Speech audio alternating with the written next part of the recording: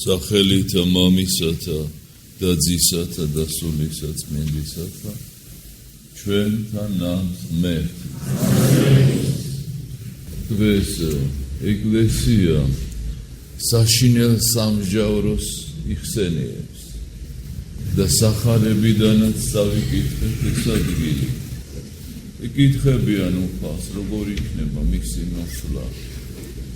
და ისახარებას წერია სანამ დღევანდელ საკითხულზე ვიტყვით, რომ აი როგორც ნოეს დროს მოხდა, არ ელოდნენ ადამიანები, ნოე ქადაგებდა 100 წელი, თანკიდობას აშენებდა, არ იჯერებდნენ, ყურად არ იღეს ადამიანებმა და ზეციდან მოვიდა წვიმა. მთელი მთები დაიფარდა, მთელი კაცობრიობა დაიხრჩო. სიკვდილს შეხვდა მთელი კაცობრიობა. ეს უკვე ერთხელ მოხდა.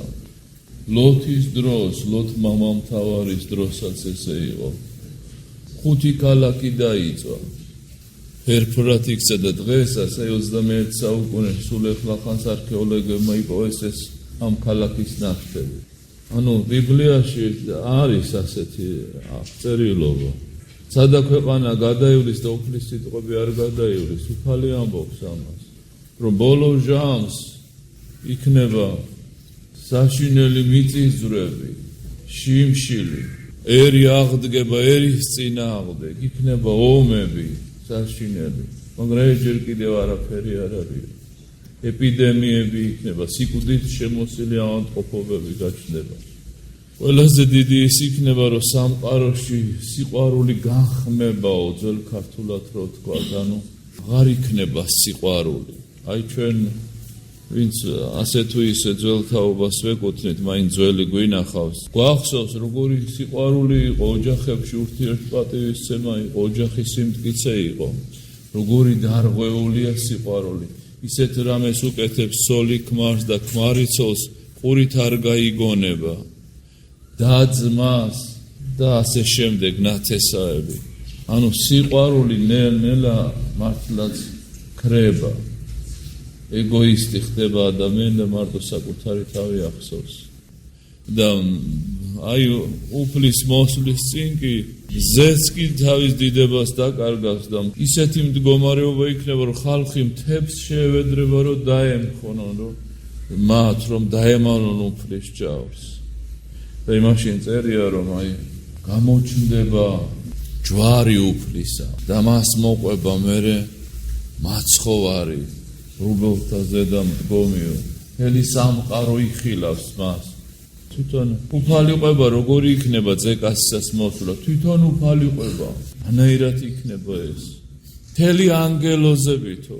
აი წარმოიდგინეთ თქვენ, რომ აი იგავები როა სახარებაში, რომ ვიღაცამ დრახკანი დაკარგა ერთი და იმის აძებნელა წამოვიდა, ან ერთი ცხვარი დაიკარგა და 99 დატოვა. ესე იგი, ერთ ცხვარში კაცობრიობა მოაზრებული და კაცობრიობა რამდენია? 99 რაღა იქნება, რა როგორი შემაძრწუნებელი რაიმე იქნება, რომ ყველა ანგელოზი გამოჩნდება, სახილველი იქნება უფალთან ერთად. და დიდების ტახტზე დაჯდება უფალი ჩვენი იესო ქრისტე. დიდება მისახეს. უფალი ამბობს, რომ ესე იგი მის წინაშე მთელი სამყარო შეიკრიბება. საყვირებს დააყვირებენ ანგელოზები და მკვდარნიც აღდგებიან. ამას ჯერ კიდევ ეზეკიელ წინასწარმეტყველი წერდა ქრისტემდე როდის ცხოვრობდა და წინასწარმეტყველებდა. აი დღეს ხო უფლის დღეა და მეტი დრო უფალს უნდა დაუთმოთ და ეზეკიელი წინასწარმეტყველის წიგნი ნახეთ, ბიბლია ყველა ოჯახშია წერდადებული და წაუკითხავი და 37 თავი ნახეთ ეზეკიელ წინასწარმეტყველის. გადაშალდა პირველიდან 14 მუხლი მაინც წაიკითხეთ. იქ აჩვენებს უფალი, უცხადებს ეზეკიელ წინასწარმეტყველს, როგორ მოხდება მკვდართა აღდგომა. ძვალნი როგორ შეიმოსებიან ხორცით. ეს ძალიან ძნელი სწავლებაა. მაგრამ მტრისაგან შემქმნელ ღმერთს მტრად ქცეულის აღდგენა შეუძლია. მან მტრისაგან შეაქმნა ყოველი და ასევე იქნება. თვითონ უფალი უცხადებს ამ საიდუმლოს და ყველა მის წინაშე იდრთოლებს. Როგორი ცხოვრებაც ჰქონდათ, ისეთი შესახედავი იქნება ყველა ადამიანი. ზოგი ბნელი და საზარელი და ზოგი მზესავით ბრწყინვალე. და როგორც მწყემსი გაყოფს უფალი ამბობს, ისე განიყოფებიან ადამიანები მის წინაშე, უფალო შეგვიწყალე იმ ჟამს. დინარის ცრემლებს დააღვრიან ადამიანები, მაგრამ უკვე საშუალო აღარ იქნება. ჯობს ეხლა წვიმასავით მოდიოდეს ჩვენი ცრემლები ან ნაკადულივით და თუნდაც დინარესავით, ოღონდ მაშინ არა, მაშინ უკვე გვიანია. იქამდე სანამ ადამიანს ჟამი აქვს, გულის ცრემლებით მაინც უნდა იტიროს თუ თვალისა არა, თავისი შეცდომები უნდა დაასტიროდეს.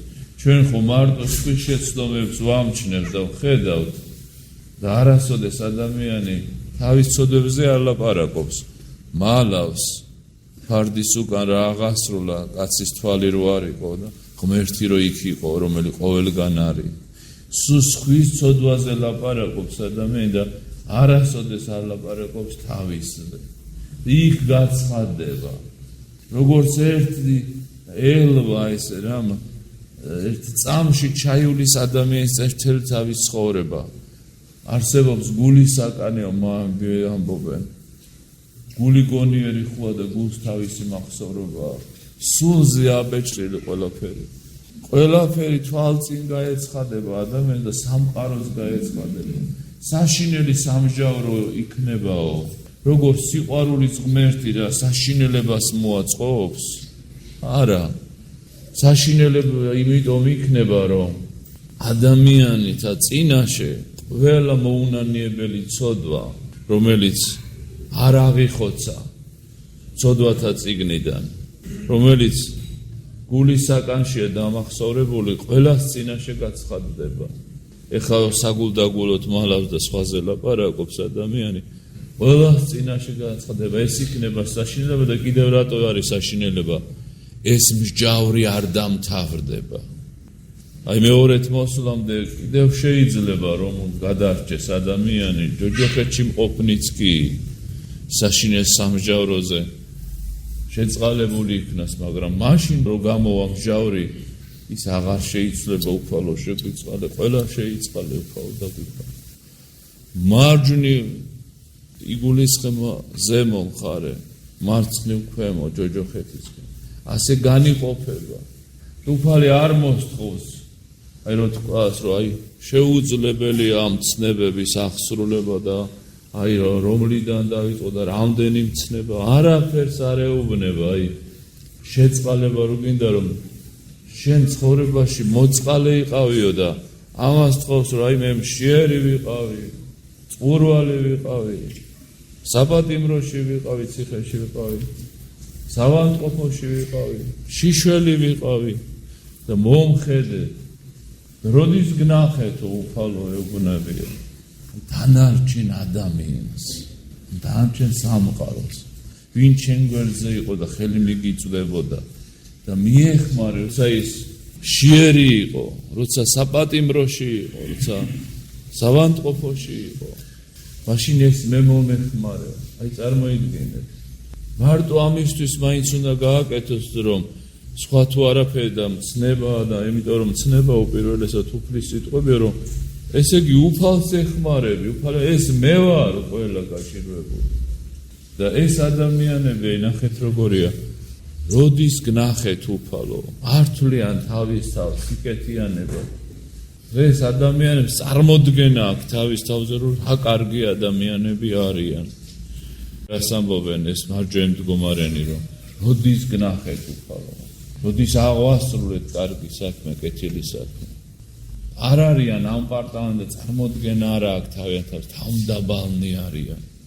სიყვარული აქვს, თავმდაბლობა ძირია და გვირგვინი სიყვარული. ადამიანების სიყვარული აქვს. დღეს საკუთარი აი ათესავისთვის ენანება რაღაც ზირდმეტი ნივთი რო აქვს და მასაჩიკო ისიც ენანება. ორი ენანება და პატიმარი რო ნახოს სადმე ართვლის ღირსად პატიმარს რო ნახოს.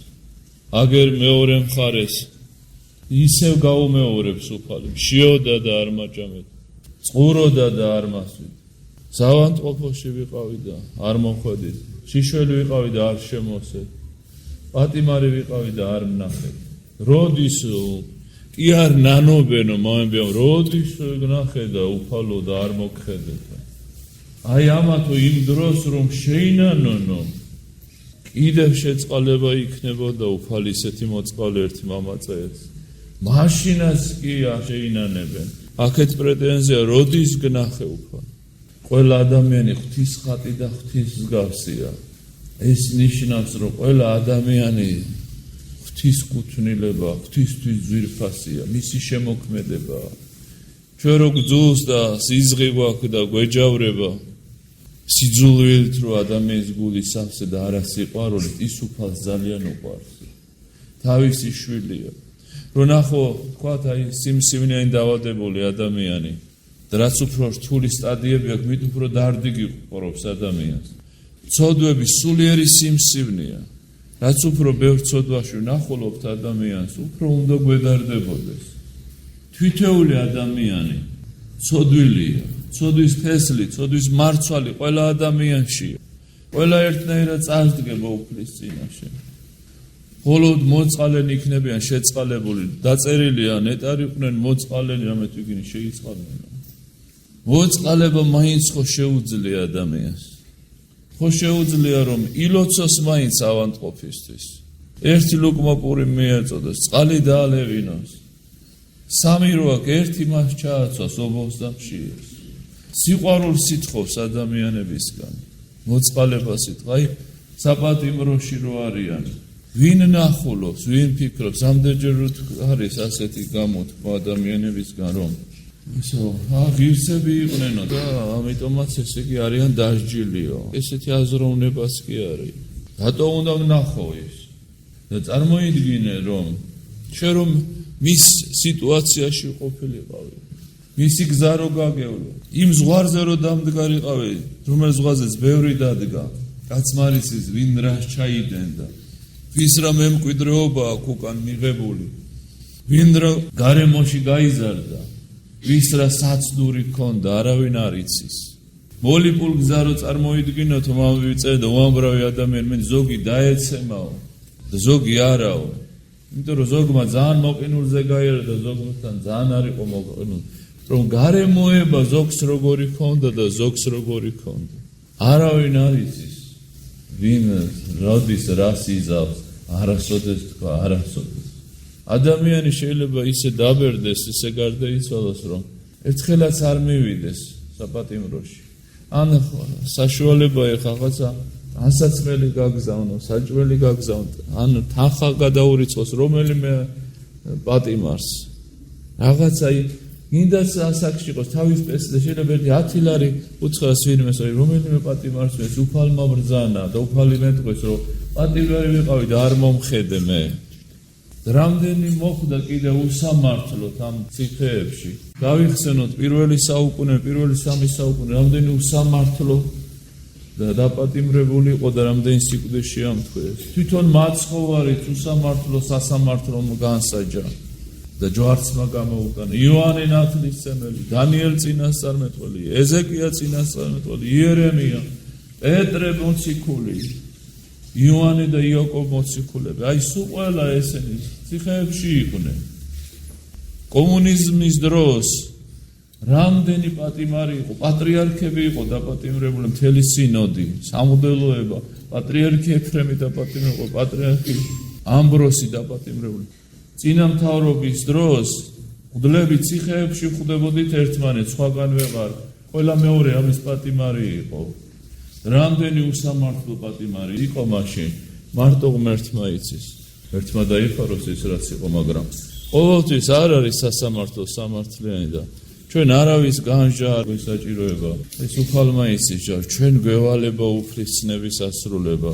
საპატიმროში ვიყავიო, ციხეში ვიყავიო და მომხედეთო. როდის მივხედეთ? და ვინც მიხედა უნება წამოდი ჩემთან საუკუნო სიცოცხლეში. ეს გაივლის ეს გადაგება და ადამიანი ისევ არ წავა საპატიმროში. ისევ არ მოიკითხავს, ისევ რაღაცით შორიდან მაინც არ მიეხმარე, ბოლო-ბოლო არის ლოცვა პატიმართათვის და ლოცვები მაინც ხო შეიძლება წაიკითხოს ადამიანმა. და ბოლო-ბოლო რომ თქვა, ყველა პატიმრები ვარ და რატომ? პატიმარი ვინ არის? შეიპყრობენ დანაშაულის გამო და წაიყვანენ იმ თავის გარემოს, კეთილ გარემოს მოაშორებენ და წაიყვანენ ციხეში. 60-დან არის წამოსული ადამი და მისი მოდგანო ჩვენ კაცობრიობა, ჩვენი სახლიდან, ჩვენი მამულიდან 60-დან ვართ გამოძევებული. ყველა პატიმრები ვართ. ეს საპატიმროა ამ წუთის სოფელში ჭირი და მწუხარება. ყველა ადამიანმა უნდა გაიხსენოს, რომ თვითონაც პატიმარია. და პატიმარი ელოდება ხოლმე მსჯავრს, რომ აი გამოუტანონ მსჯავრი და ესე იგი დასჯიან ამ ციხეში რა. და ყველა ადამიანი ელოდება ცოდვის გამო ჯოჯოხეთს. და არავის არ უნდა ეს ჯოჯოხეთი, რა თქმა უნდა. და ვინ გადარჩება ამ ჯოჯოხეთს? ვინც მოწყალია. არ ეთქვის უფალ წადი ჩემგან წეულო ცეცხლსა საუკუნეს არ გიცნობ შენ. მხოლოდ მოწყალეებს, ვისაც სიყვარული აქვს, სიმდაბლე აქვს, ვისაც სიკეთი აქვს სულში და არა ბოროტება და ბნელი გული და გონება. ვისაც შეიძლება რომ ყველა გაჭირვებულში უფალი დაინახოს, შიერში, ობოლში, შემციულში, ზავანტყოფოში მყოფში, საპყრობილეში მყოფში. აი ნახეთ, რამდენი მიზეზი ჩამოვთვალე იმისთვის, რომ ადამიანი მოწყალე ექნეს იმ ხალხს, ვინც პატიმრობაშია. ვისაც შეიძლება ნამდვილად შეეშალა, კი ბატონო, მაგრამ არავინ იცის ჩვენ მომავალში რა გველოდება. იქნებ შეიძლება დევნა დაიწყოს და ისევაც როგორც ძველად იყო, ისევ მოხდეს. ისტორია სულ მეორდება და მრავალ საპატიმროებთან. მარადიულ საპატიმროს რო გადარჩეს, უნდა მიხედოს აი ამ გაჭირებულ ხალხს და ის უგუშინ წინ ვიყავი. როგორი სასოებით ლოცულობდნენ, წირვა ჩავატარეთ.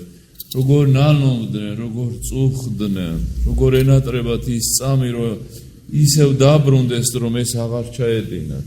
რამდენი ესეთი ვნახე. და აი უფლის ცნება უნდა შევასრულოთ. ბოლო-ბოლო პირველი ვინც გადარჩე ის საპატიმარი იყო. საპატიმრებული იყო ის ავაზაკი. და გადარჩა, მოინანია. ვიფიქროთ, სახარება ამიტომ გვახსენებს უფლის სიტყვებს.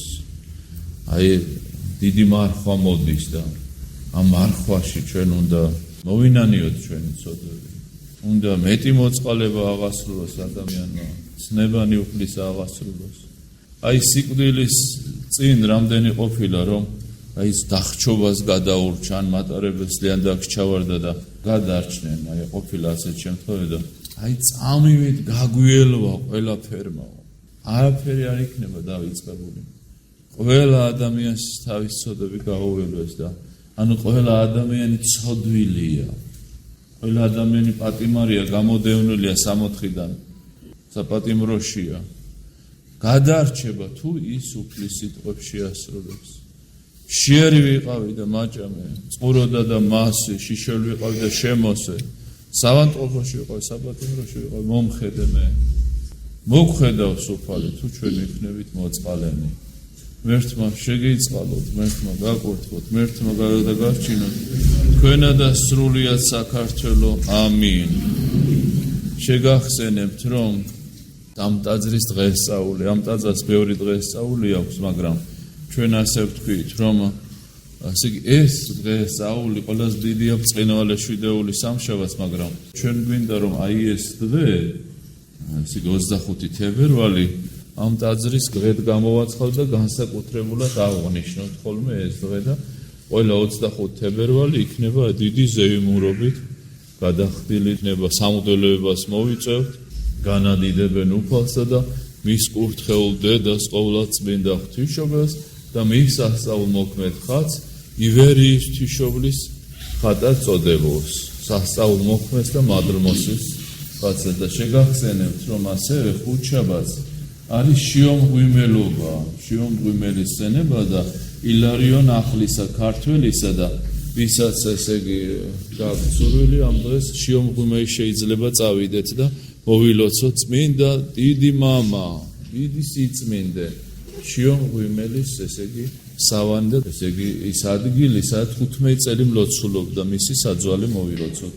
შეგეციოთ უფალი, ღმერთმა დაგლოცოთ, ღმერთმა გაგახოთ. ეს კვირა იწოდება ყველიერის კვირად. ყველიერი ოთხშაბათ პარასკევს და გზის ნაწარმი და კვერცხი შეიძლება. ხოლო ხორცს ამოიღებენ, ანუ ეტაპობრივად ადამიანს ეკლესია ამრევს, ამზადებს მართვისთვის. ხსნილია ყოვლითურთ ხორცის გარდა. და მერე უკვე ჩვენდობის დღე იქნება ადამიანის 60-დან განდევნის ხსენება და ჩვენ ესე იგი ერთმანეთს შენდობას ვთხოვთ, წერის მერე მწუხრი მოევმის და მერე დაიწყება დიდი მარხვა, წმინდა დიდი მარხვა, სულის გაზაფხული. ღმერთმა დაგლოცოთ.